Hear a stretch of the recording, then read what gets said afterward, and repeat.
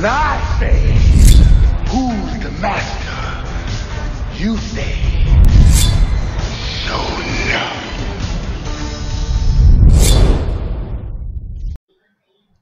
What's going on, guys? Showing up the King here, and I'm bringing you this kind of video. This is going to be more of a rant slash discussion slash review. So I want you guys to understand there's going to be some passion, there's going to be some anger, but just be prepared for it. I haven't done any reviews for Tokyo Ghoul. It is a show that I watch. I mean, I watch so much anime, it's ridiculous. But this season of Tokyo Ghoul was something that I watched, and it got to the point where I wasn't reading the manga. I actually, up until the second season episode where the Battle of Antiku first started, that first episode of the Battle of Antiku, once that episode ended and the war started, I was like, holy shit, I can't wait. So I actually ended up reading the manga within a week. Like, I caught up because I had already seen everything that was going on from the first season up until the second season. So I went on ahead and read ahead of time the manga up until the end of the original Tokyo Ghoul series. So in hindsight, it might not have been a good idea, because when I saw the anime, it did not live up to the standards. Like, not even. I don't want to say that because I don't want to bash the show, because I love Tokyo Ghoul's first season, and I really enjoyed the second one. But there were some things that were just missing, like especially after they just showed the 12th episode today.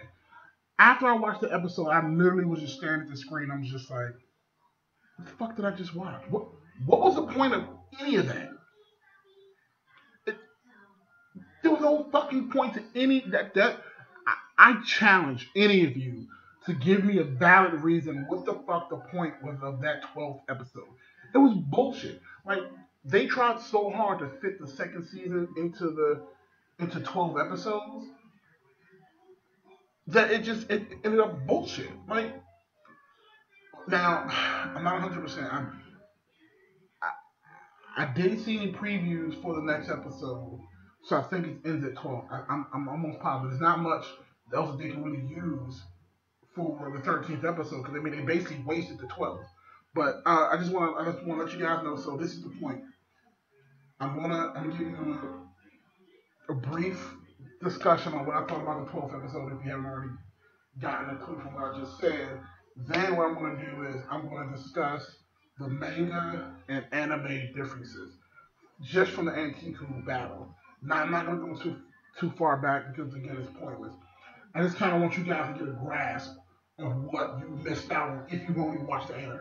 If you read the manga and you want to know what I'm talking about, you're probably just as pissed off as I am. But for those who only have read, who have only watched the anime, definitely stay tuned so you guys can get an idea of why I'm so pissed off right now. So, again, if that doesn't make it any more simple for you, spoilers. So, if you haven't watched the 12th episode of Tokyo Ghoul, if you don't want to know about the anime manga differences, don't watch this video. I'm just telling you now. You've been warned. Alright, so number one, my problem with episode 12 is I felt like the animators and whoever the writers were, they tried too hard to be artistic. Like, the color blends and just the weird conversation. There's not even much dialogue going on. The episode starts off with Kaneki in Antiku, and he's having visions. Or, to be quite honest with you, I don't know what the fuck he's thinking, because it's so different from the actual manga. I can't even compare what the hell am I looking at. I don't know if this part is real. All I know is Kaneki's there with his best friend, and they're talking. His best friend's trying to make him coffee. They're talking back and forth. It's just randomness going on, and his blood dropping every couple of minutes. To make a long story short, come to find out his friend died. Now, I'm not sure if Kaneki killed him or if he died in a battle. Or I don't know why. I just don't know. Now, if somebody can explain that to me, it'll be grateful, because that didn't happen in the manga. So I have no idea what the hell they were trying to put across. Also, it's so bad. It's so fucking bad. The other girl, I can't even remember her name right now. she had been running to the whole battle the entire past like 4 episodes, and she obviously makes it there. Again, none of that ever happened in the manga. So she doesn't even make it to the battle, and she tries to go, but then the guardian guy, he stops her. So he doesn't. He tells her that she can't go, and she makes the decision not even to go. So she didn't go. So like that whole thing of her running to the shop and finding the teacups and seeing Kaneki walk off into the distance, none of that shit, none of it happened. Basically, episode 12 never happened in the manga at all. So that's why it was so bad. It almost reminded me of the end of Toriko. Like for those who've ever watched Toriko, and then granted I haven't caught up on the manga yet, but everyone was complaining about how different the Toriko anime ended to the manga. And for at that point I hadn't read the manga when I watched the anime, so to me I was like, okay, it wasn't bad. I mean, I thought it ended fine, but once you actually go back and read the manga, you're just like, what the fuck? So, without further ado, I want to quickly try to touch on some of the huge points that were differences in the anime than it was in the manga. And first off, the Black Dolls and the apes.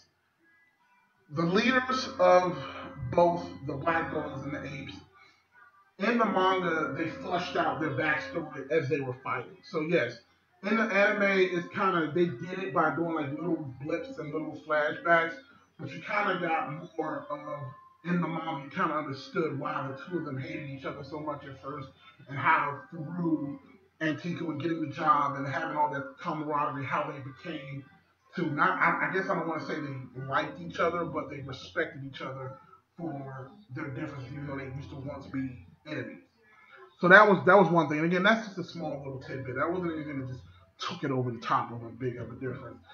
The biggest thing, the one thing they did get pretty right was when the Black Ball was fighting the group from the CCG, and the old woman coming out to protect her. All that happened, which led to her ultimately being beaten. The biggest difference, and I'm sure I'm gonna start with the owl. That was the biggest difference because the owl fight in the manga was amazing. Like I mean, and the first part they got right. That's the crazy part. The beginning of the battle with all the CCG members attacking the owl, and Josuru and him coming in with his new Quincy and just attacking him viciously. All that stuff happened. The problem was when they got to the roof and the second owl shows up. That battle was more extensive, it was more prolonged, and it had more depth to it. When I say depth to it, I mean it actually had consequences. Like that in the battle in the anime, the only thing that happens is that Josu's partner, he gets impaled a couple of times, and everyone else gets blown away. And then Arma shows up, and he basically wrecks the owl just like that, and the owl runs up. He scoops up the first owl and dives off the building. All that stuff was accurate. But in the manga, it was actually more drawn out, and it had more consequences, and that's what I'm talking about. So in the manga, Joseph, he loses his leg. That's what sends his partner into a rage. So in the anime, you see him limping with his little scythe. So you see him limping around trying to show that he hurt his leg. But in the manga, he lost his whole right leg and was still trying to fight. And when the owl showed up, the second owl shows up, his partner gets knocked to the ground, and the second owl is toying with him. He's stabbing him, he's beating the shit out of him. And what he does is he cuts his leg off too. And he kind of looks at him and it's like, now you two match. Something along those lines. It was badass the way he did it. Because again, it was like despair. Like, and then even then, other members of the CCG, they get up and they help try to fight the second owl, and it's more drawn out. It's not just Kishio Arma shows up and he just wrecks shit. It's like they use a combined effort to still try to fight, even with Judo just moving around with missing a leg and using the scythe as balance. He's still trying to fight, even though it's helpless. It's pointless.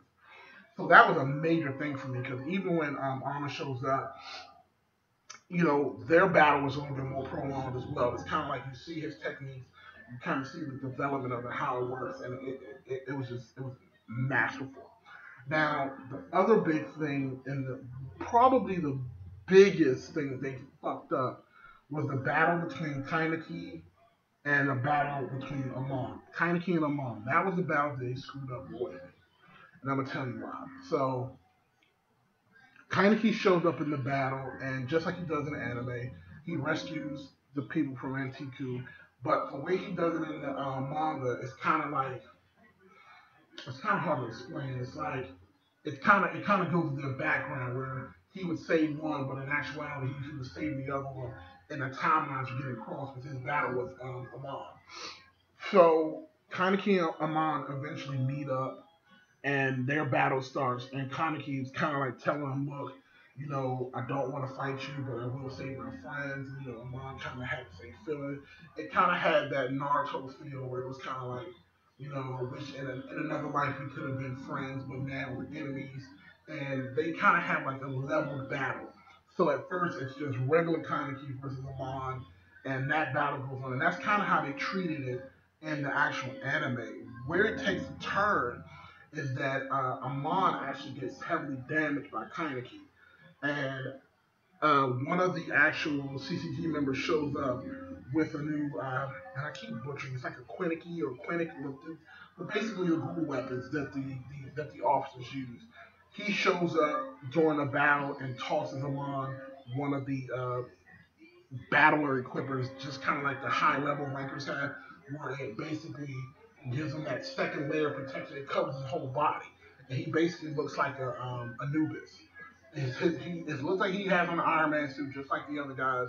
His whole face is covered, his arm is, but in the anime they just did it on his arm. So like basically his weapon evolved, but and just his right arm evolved. That was it. That's how they did it in the anime, but that's not how it was in the manga. In the manga, he evolves, Kaneki evolves into his full centipede mode, and they both fight on equal terms. So Amon has his whole body armor, and he's like in Anubis armor, and Kaneki also has his weapon and his centipede mode fully on, and it's just badass. So the battle continues, and once they realize that the battle with the Ghouls is not going well, Kaneki kind of powers up to his maximum potential, and they kind of have that like Naruto, Sasuke, Vegeta, Goku final clash. And what happens is Amon rips the hole in Kaneki like it does in the anime, but Kaneki takes the arm of Amon while he was equipped with the full body armor. Amon passes out, Kaneki walks away, but basically Kaneki is spent at that point. Now here's where it gets interesting. I talked about the owl first, and I talked about Kisho Arma and how he showed up and he owned the second owl. Now before that, before he even showed, and I should have talked about the Kaneki Amon battle first, but that's fine. Before Kishio Arma shows up at the battle to fight the second owl, he is in the sewers underneath Antiku, just in the general area, so that any ghouls that try to escape into the sewer would come into him and he would kill them. Now, after the fight with Amon and Kaneki, Kaneki makes it into the sewers to try to get away, and he ends up meeting up with Arma. And him and Arma end up fighting. Kaneki's having hallucinations. Things are going really bad for him, and he gets his ass handed to him by Arma. Like it's not even a fair fight. Like Arma literally whoops his ass down. Maybe if Kaneki would have said, or maybe if he was at full power, things would have been a little bit different. But I doubt it. So I don't even think at this point Kaneki could take on the album himself. So he was screwed regardless. And Kaneki loses at that very point. Like he gets impaled through both eyes. He gets his ass whooped, and presumably he's left dead. He never even makes it back to the surface.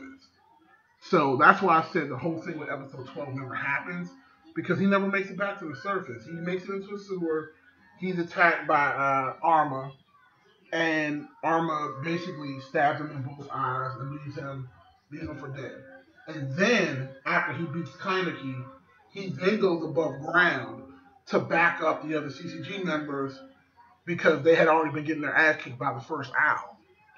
So then once he shows up as backup, they're all fighting the owl, second owl, and then that's when he ends up kicking his ass. The owl picks up the second owl picks up the first owl, dives off the building and gets away. And you don't know what happens to Kaneki. And he's presumed dead, and that's kind of how it ends. And then it shows the devastation on both sides. So all the CCG members, they're in the hospital, and you see that the Juzo leg is gone. He's moving around in a wheelchair, leg cut off. His partner, his leg is cut off. He's beaten half to death, and there's real death on both sides. So to me, I felt like what the anime did was they rushed through all of that just to be able to finish in 12 episodes, but you cut out major things, especially that thing with Kaneki versus Amon. That battle should have been. You should have had everything that was in the manga show up in the anime in that situation. Everything. No ifs, ands, or buts about it. I mean, even shows like Naruto, even One Piece, Bleach, Hunter x Hunter, whatever. They usually mirror the manga pretty well. And when it comes to the fight, at the very least, the fights need to be equal or better than the manga, in my opinion. It just has to be. And if you take it back to like Naruto versus Sasuke, the first fight, the anime took it to like a 10. The fight in the manga had nothing on the actual anime fight. Same thing with Naruto versus Pain. They took that fight and they kicked it up like 50 times. That battle was epic. That's kind of how you do it. Same thing with One Piece. Now, One Piece usually follows the manga a little bit closer, but they also add in a little extra punches and extra choreograph to the fight. They all do it. This is one of the few times where I've seen an anime cut some of the meat and potatoes out of the fight of the manga just to fit it into a time frame. And then they just wasted episode 12. Episode 12 was a fucking waste. It was pointless. Literally, I'm sitting on my lunch break watching this thing on my phone, and I'm just like, what the fuck am I watching? I don't know what the hell this is supposed to mean. This is just stupid.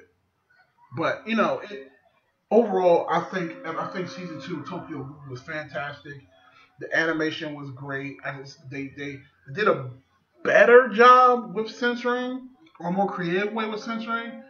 And I'm hoping that's not a new trend that started with censorship, because there's some other animes that just really get wrong with the censorship.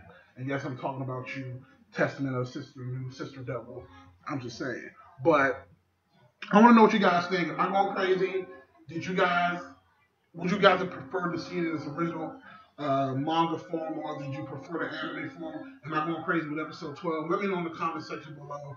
Definitely thumbs up the video if you can. It definitely helps get my videos out there. So if you like the video, thumbs up the video. Show the King. You guys have an